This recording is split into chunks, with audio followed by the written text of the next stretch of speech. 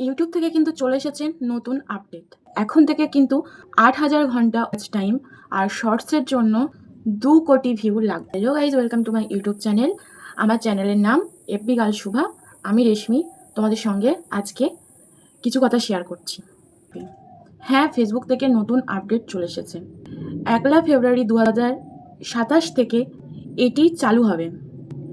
YouTube থেকে এটা বলে দেওয়া হয়েছে যে এই নিয়ম চালু হবে ১ ফেব্রুয়ারি ২০২৭ থেকে। এটা খুব দুঃখের খবর।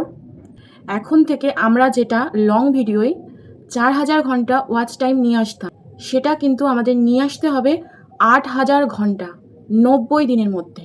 আবার যারা শর্ট ভিডিও বানায় তাদের জন্য নিয়ে আসতে হবে ২ কোটি ভিউ ৯০ দিনের মধ্যে। এমনিতেই ৪,০০০ ঘন্টা ওয়াচ টাইম নিয়ে আসতাম না, ১ কোটি ভিউ নিয়ে আসতে পারতাম না শর্টসে, সেখানে ২ কোটি ভিউ নিয়ে আসতে হবে।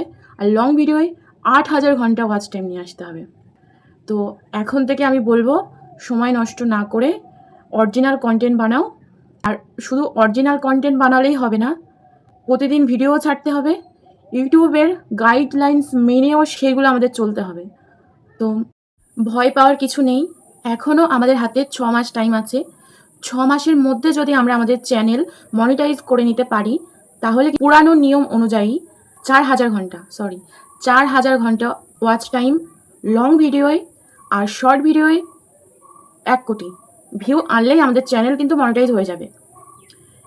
৬ মাস পরে, মানে এই নিয়মটা চালু হবে ১ ফেব্রুয়ারি ২০২৭ থেকে।